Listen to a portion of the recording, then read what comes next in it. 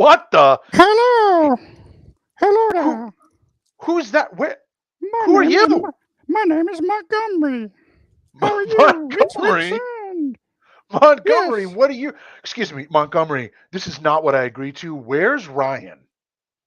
Ryan? I Yes, Ryan murdered Boyles. Ryan. I murdered Ryan and I ate his soul. That's horrible, Montgomery. What a terrible thing to do. Why would you murder someone and eat their soul? Is that how you get your power? You rascally little fucker. What are you doing? I come to life. Montgomery, why is your hand in plastic? Dude. Oh my God, you had me so scared. I thought Dude. I honestly thought the puppet had killed you. He had me tied up. Oh, it's terrible. Back down in the basement. I'm in my parents' basement in Winston-Salem, and I came down here alone. It was dark. He instantly jumped me. It was terrifying. Oh my God, man. This is why I recommend anywhere you go, Ryan, you got to carry a bullwhip. See, you want to carry one of these. You could just be like, see, you got to carry a bullwhip everywhere you go. I'm telling you, I tried to whip out my trust the science. Whipped out my pocket knife and stabbed him. It didn't do anything. He just like had this weird little giggle. It's like a tickle or something. I don't know. Oh, really bizarre, man. He likes it. So anyway, welcome to Week's End. Yeah. Good to be back. Episode 77. Good to be alive. Good to be alive and on Week's End. Yeah. My God, man. So what a week we've had. Insane meetings. Puppets trying to kill us. I mean. Yep. Just when you thought it couldn't get weirder. Just when you thought it couldn't get weirder, it gets weirder. Now I'm trying to find our list of good stuff that we're going to cover today. Check out them Twitter DMs, man. It's a pretty good list. We got a good list. Yeah, we got a good list this week. Well, we had to double up because we got 2 weeks full of goodness, I think, right? We do have 2 weeks full of goodness. All right, so here's what we got going on this week. We've got we're going to talk about Thor: Love and Thunder because we were supposed to do that last week, but our schedule changed. Yeah. We're going to talk about a Battlestar Galactica Rewatch 4. Now, my understanding is you are familiar with Battlestar Galactica, so you're going to tell us about that. Yes, we're going to do a little preview of Black Cherry Garage. Oh, yeah. Imaginary Friends and AI. I don't know what that is, but I'm looking forward to it. 9 Inch Nails. Apparently that's a thing because you're wearing the hat. Yes, sir. Time for camp. Are we talking about my camp? Yes, sir. I want to hear all about you've been doing some awesome stuff to get prepped for the season. Let's get into that. I have been, and I'm excited about that. I did that in the midst of recovering from surgery, by the way, and crypto taxes. We're also going to talk through the season finale of Tokyo Vice, this notion of somebody making a live action Robotech film, a movie, Peacemaker. Oh my God! First reactions to Love and to Top Gun, Maverick, the first clip from Doctor Strange. I mean, it just goes on and on and on. Let's get to it. Let's go. All right, here we go. What you want to do first? Thor. Yes. Oh my God! I knew that was going to be it. In fact, I saw your petition, by the way, to move Week's End to Thor's Day, so it could be called Thor's Week's End. I thought about that. I don't know. I think we're going to have the board vote on that. Gary seems unconvinced. Gary is unconvinced, but now we also have to factor for Montgomery's vote, which makes this even stranger. I know. So there's going to be a deadlock. I think we're going to need to figure out how that's going to work. I know. So Thor, Mighty Thor. Yeah, look, dude. I was really encouraged by the trailer. I like how it's got that Ragnarok feel to it. It's like Ragnarok meets Guardians of the Galaxy, right? So it's like everything you want it to be. The Guardians are in it. It's a little bit silly. It's a little bit fun. It's visually stunning.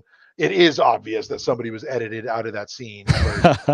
It's very obvious. So I'm curious to see who's standing there in the actual movie. But, I'm excited for Russell Crowe as Zeus.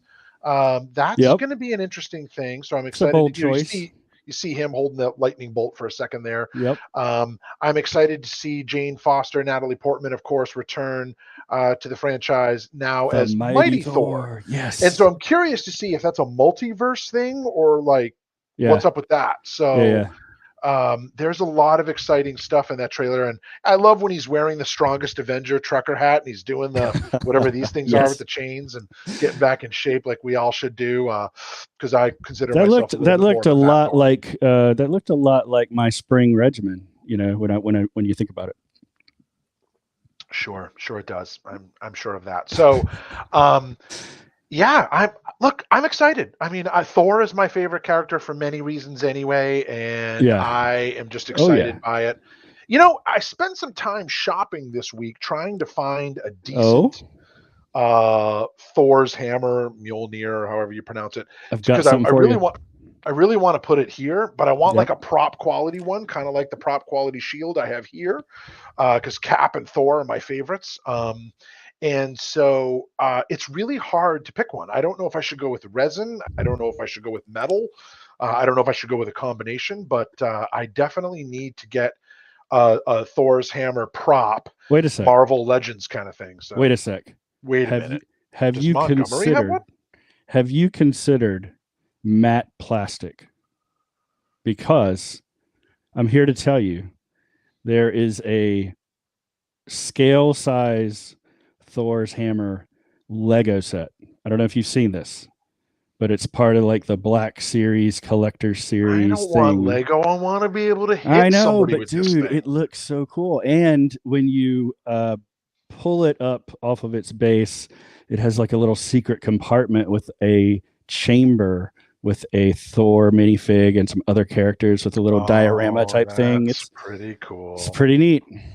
All right. So Weeks Enders, if you're watching this right now and you have any suggestions on what prop quality Thor's hammer I should buy, I'm trying to adjust my camera here. Yes, I would love to hear from you.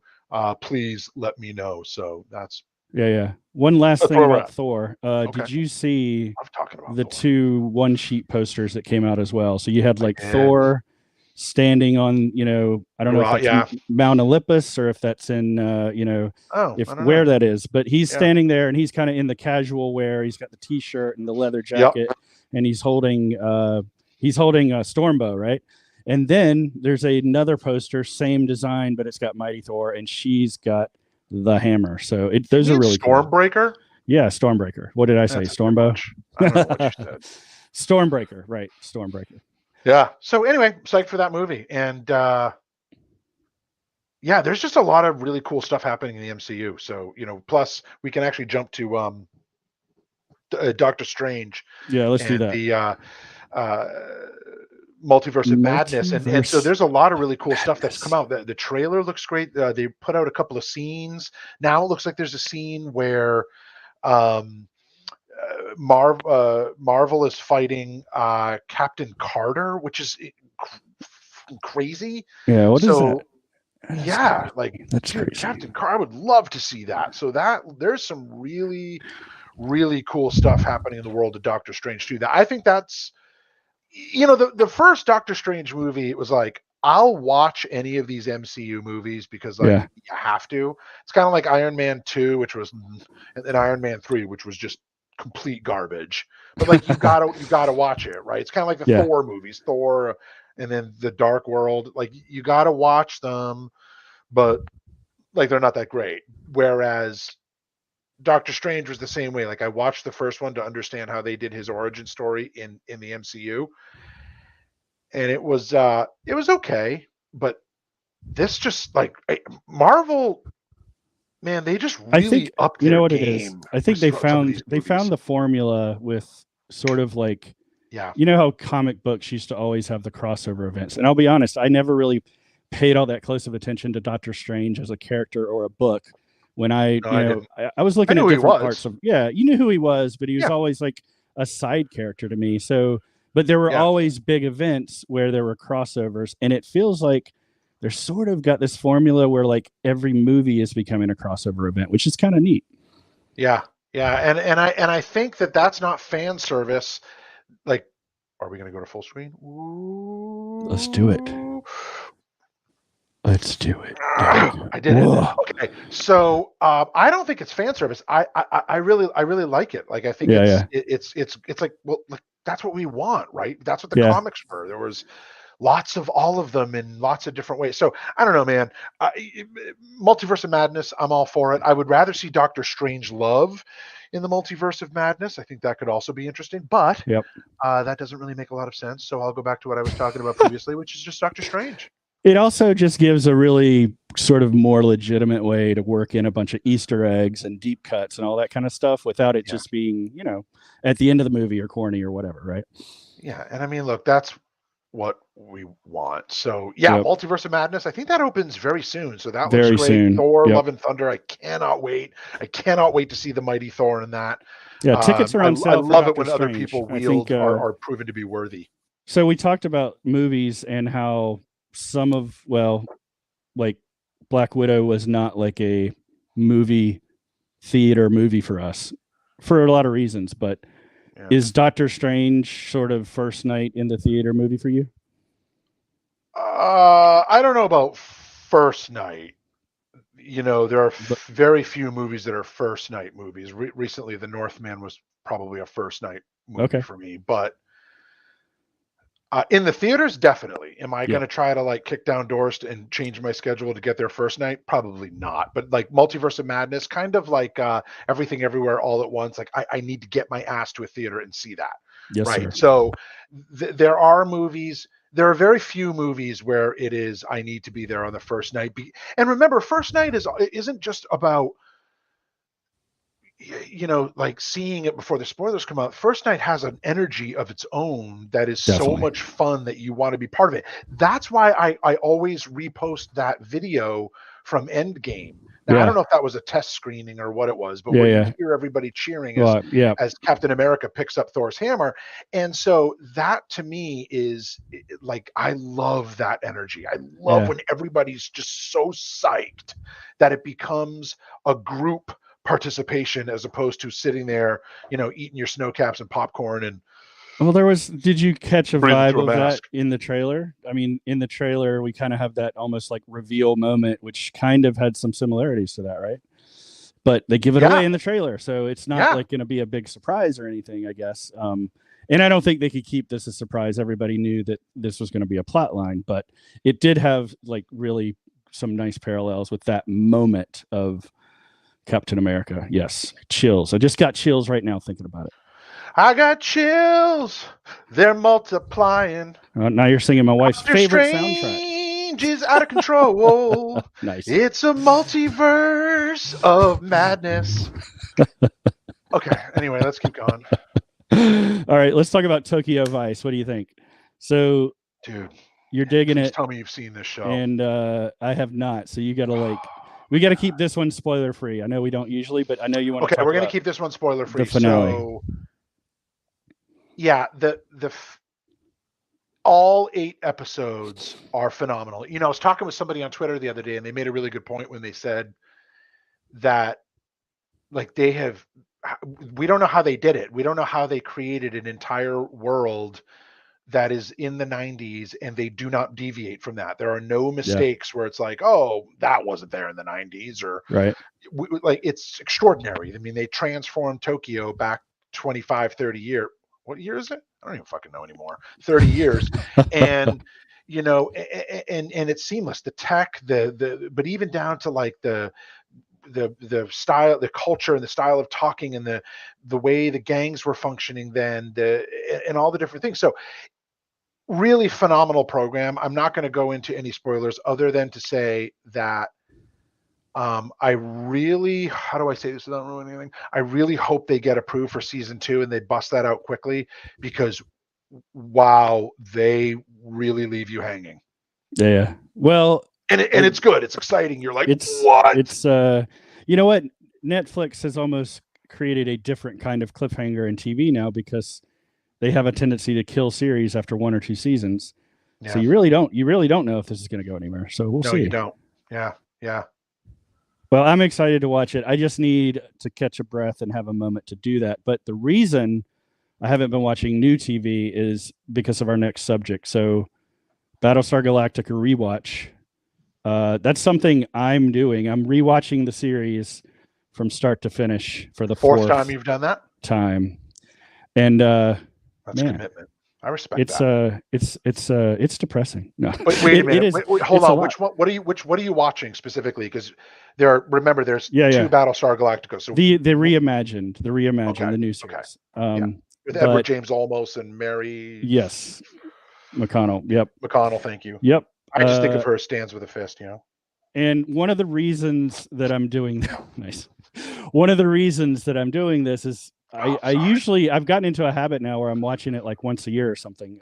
So this is the fourth time rewatching it, but I have bought tickets to go to a nerd fest in Raleigh in July called Galactica, and I've already bought my ticket to get a photo op with none other than Starbuck, Katie Sackhoff. Wow. So I wanted to be up on all my stuff so that when I meet that Viper Jock, the Viper Jock of all Viper Jocks, that I'm going to be ready. I got to think of something cool to say, right? Because I'm sure you two are going to have time for an in-depth conversation, and she's going to want to know everything, all of your you didn't know she's coming on week's end. You didn't know that? Yeah. Sure. Okay.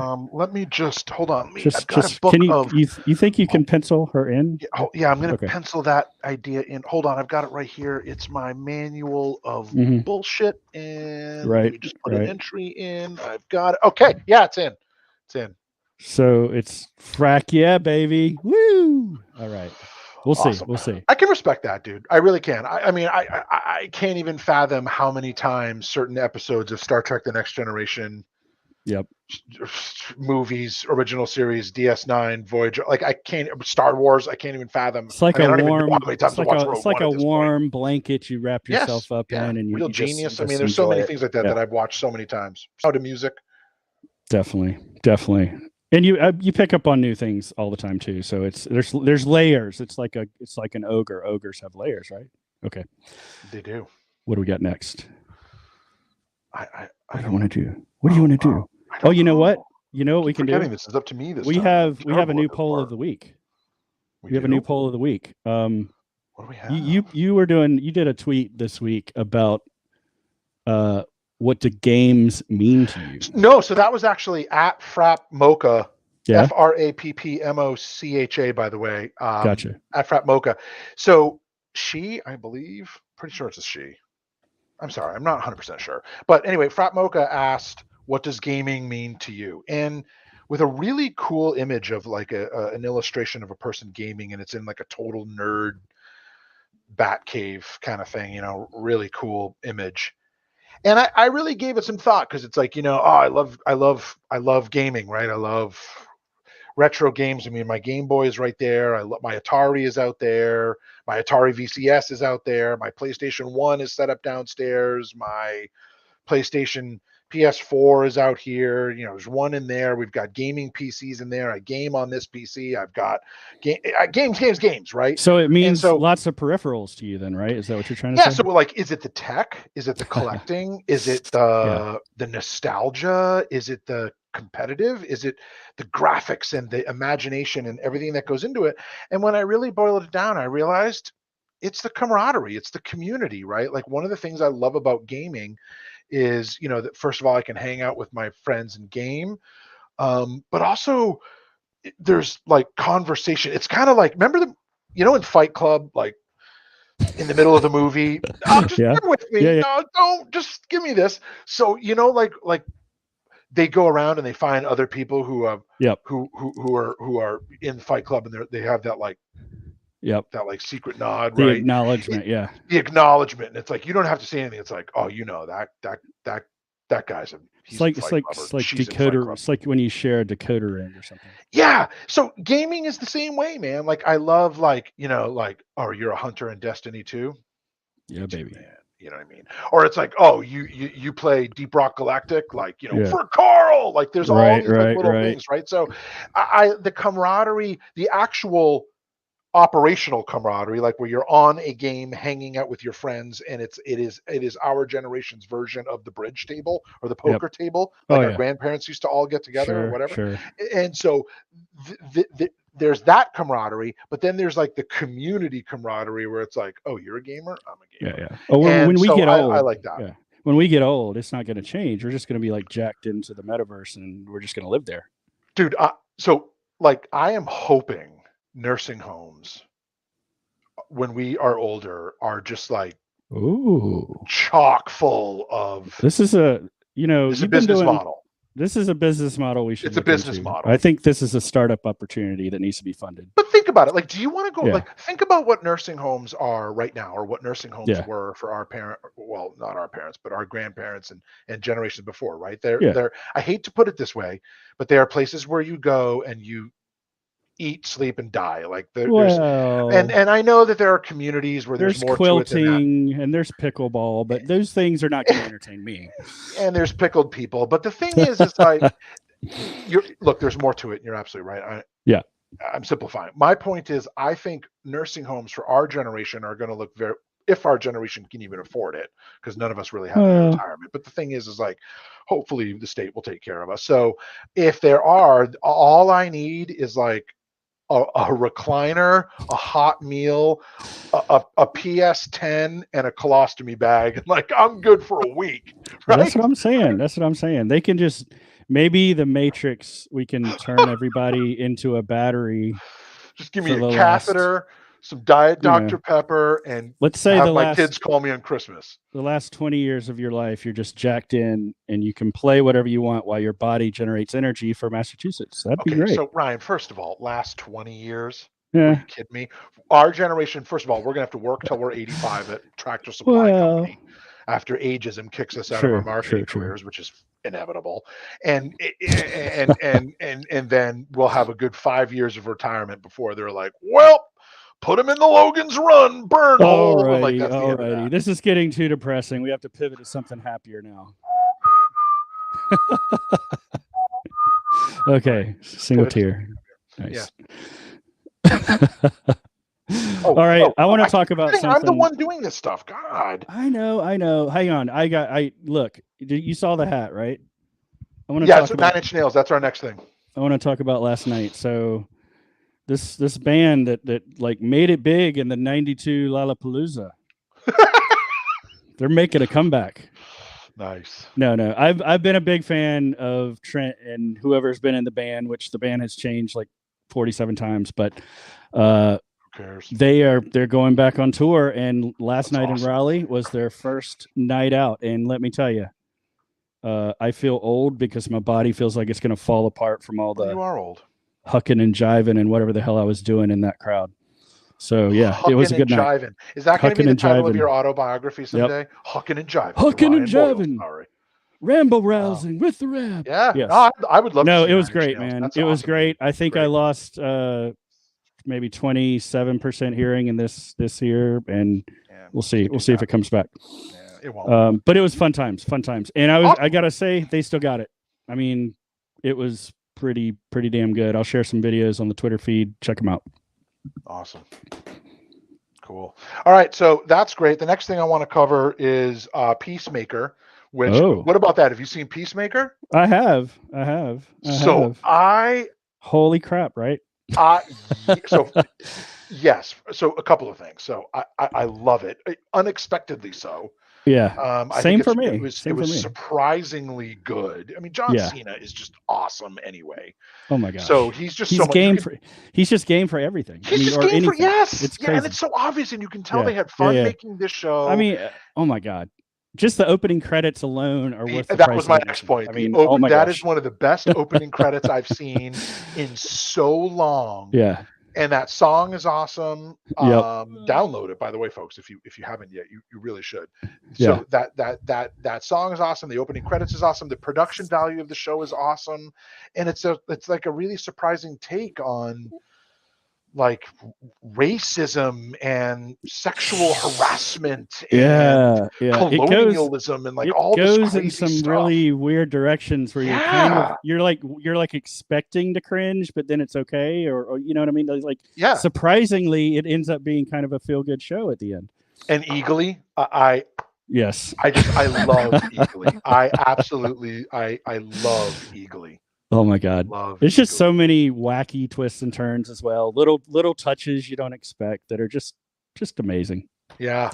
It's really just good stuff. So let's talk a little bit about crypto taxes. Oh my gosh. Ryan Boyles, what did you do to yourself, and how bad was it? Well, this is I think this could turn into a rant of the week because put yourself full screen. Go for it. No. For me, my father is a CPA. Mm-hmm. So I pride myself on having been trained by the best. I do my own taxes. I do my family's taxes. I do my son's taxes. He had to apply or file this year. I'm telling you what, I had to file crypto for him, and he had like 27 wallets and 4 exchanges and just the most complicated situation you can imagine, not thinking about the fact that you're going to pay capital gains or losses on that. So it was a fucking nightmare. Oh my God! It's the first time you've sworn on this show in 77 episodes. And I'm gonna say it 17 more times because holy shit! I can't believe you did that. No. I'm calling out Coinbase in particular. Coinbase, it advertises itself as the best whatever app and the best exchange and the best wallet and all that. It is a piece of shit because guess what? When you get it to go, and it has integration with TurboTaxes, but guess what? My files in Coinbase had not been updated since January 15th, and they said come back later on April 15th. And customer service is non-existent because this is an internet, crypto boy company, I guess. So I'm just here to tell you, buyer beware. Why don't you reach out to our boy Elon now that he owns the Twitters? Yeah, I guess I could. Elon. But you know what? Because I procrastinated to do mine because I did my son's first, I really got screwed. So anyhow. Can I tell you what the moral of the story is here? Yeah, go ahead. You're a good dad. Well, I try. That's the moral of the story. You're a good dad. Ding. All right, crypto taxes. All right. You know what? We're going to hold off on time for camp because I actually found out that I'm doing 2 weeks at camp in session 2 this summer. Oh, nice. So we'll go into that when we get a little closer. Yes, I'm doing a lot of work with my board to get everything ready for the 106th summer, but we're going to table that and then we'll come back. So does this mean, hey, one question though, before we can hold it, does this mean we might get a special episode on location? It 100% means that. In fact, I'm actually bringing my equipment so that we can do that. And what's really cool is we installed some new Wi-Fi systems at camp. Oh, cool. So the signal is stronger, which it never was. It was garbage. So now I may not only be able to live broadcast, but maybe I can actually do it out front, like with all the kids coming in and off around camera, and that would be hilarious. I want to do some more sales videos where you like jump into the lake in a full suit. Oh my God, dude, that was so much fun. We need to dig those clips back out for our sizzle reel. They're all in box. Yeah. We got what was that called? Awesome. 5 minute? No, what was it called? I don't remember. But we did have a hip jingle for it. I'll tell you that. We did. We had a hip jingle. All right. Now I want to talk a little bit about because we're going to wrap here in a couple of minutes, and I don't mean like you want me to beatbox? Yeah, I mean like WRAP. We're going to wrap it up. But what we are going to talk about for a minute here is this notion that keeps popping up of taking popular anime franchises like Robotech, or they just did it with Cowboy Bebop, or even the quintessential greatest film of all time, Akira, and talking about doing live action movies of them. And I'm going to be honest with you, I don't think they should do that. I know you're not a fan. Yeah. I think they should. No, I've waffled on this over the years, buddy, because I love Akira and I would love to see there's some really cool live action test footage actually on YouTube, folks, if you haven't seen it. But the older I've gotten and the stupider I've become, the more I've realized that like certain things, like you got to just leave them alone. And Robotech, like, I don't know. I mean, I guess they did it with Transformers. Like if you think about, I think it was the Bumblebee movie where you see Starscream transform like while he's flying, and that is like as close to a Robotech transformation as you could get. So they could do the look of it, right? But like can they really follow it through without it just feeling kind of stupid? And so in my take, I think they should leave Robotech and Akira and things like that alone. But Ryan, I'd like to know your take, please. I don't know. You know what? I thought they did a decent job with what they did Cowboy on Netflix Bebop. With Cowboy Bebop. But guess what? I feel like I must be in the minority because so many people picked it apart, and lo and behold, Netflix canceled after one season. So yeah, they dumped it. I guess it didn't work. But I honestly thought it was fun. But I think that format doing streaming series is much different than a feature film. And so I think I have a different opinion about feature films, because if they try to do a feature film of Akira or even Robotech, I don't see any, like, I'm with you. I don't see anybody pulling that off in the best way, because look what they did with Ghost in the Shell with Scarlett Johansson. It was a freaking train wreck nightmare, because they had like one scene in the beginning that was good, and the rest of the movie was just horrible. Garbage. Like they should have just left. And look, dude, the other thing is, like, stop whitewashing these things. True. Like that's the other thing. But guess what? Scares me about Akira. That's a legitimate concern, and they had concerns about those for the same reason, or sort of inconsistencies with the characters in Cowboy Bebop as well. But I will tell you, even if it wasn't Scarlett, they just didn't know what to do with that film. It just wasn't good. Period. So I'm with you. I don't see how they can pull it off. But I would love to know, sort of, and I know the nerds out there all have strong opinions on this. So we could debate that. Strong opinions? We could debate that. Are you sure about that? I don't know. No nerds have strong opinions about anything. Here's the thing. I think they won't ever put the right person in charge of movies like this. You know what I mean? Yeah, so they won't. It's just that's what is automatically going to sink something like this, because I mean, look, dude, here's my final thought on this. It's it.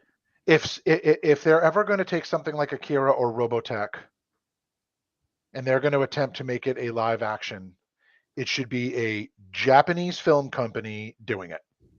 Yeah. With Japanese actors. They can do an English dub. Well, I'm going to go a step further.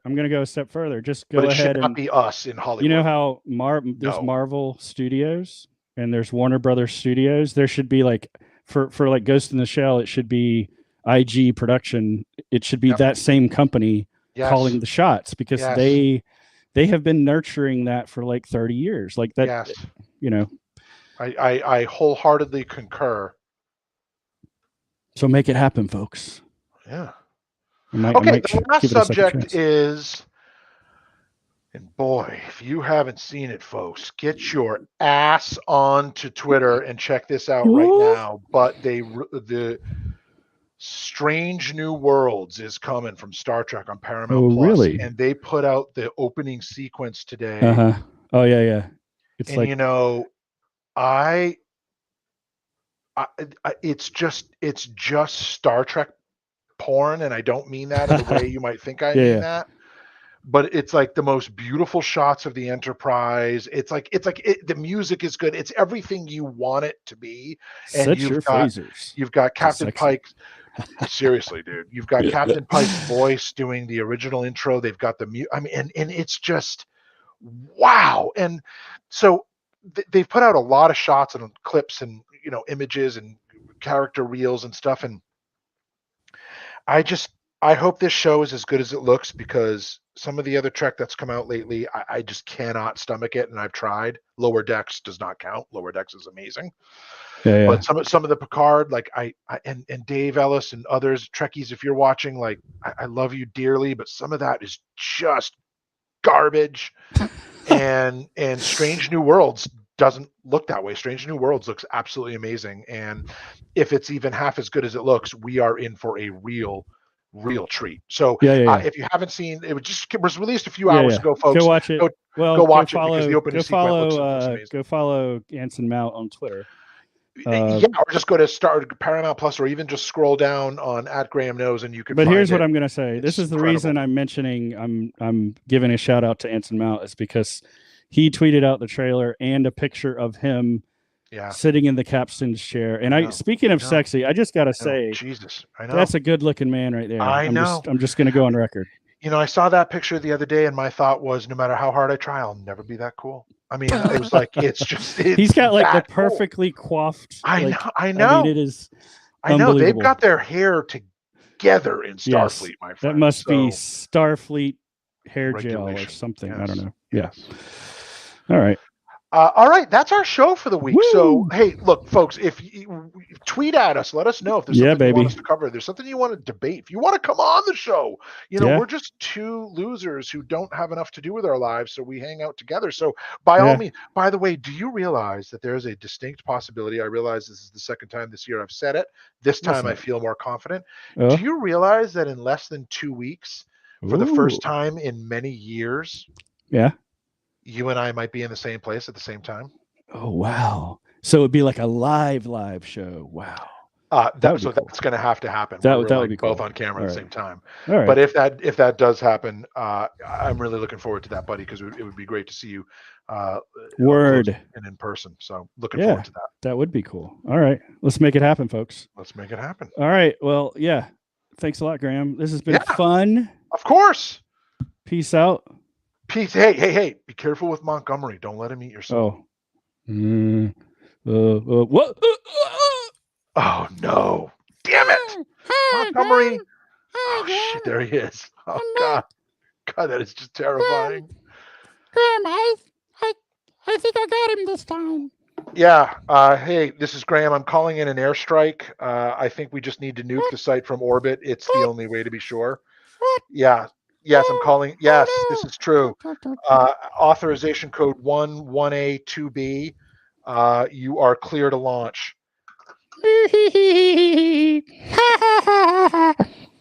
You can't stop me, Graeme. Somebody just cut this transmission. My God. Montgomery, you are terrifying.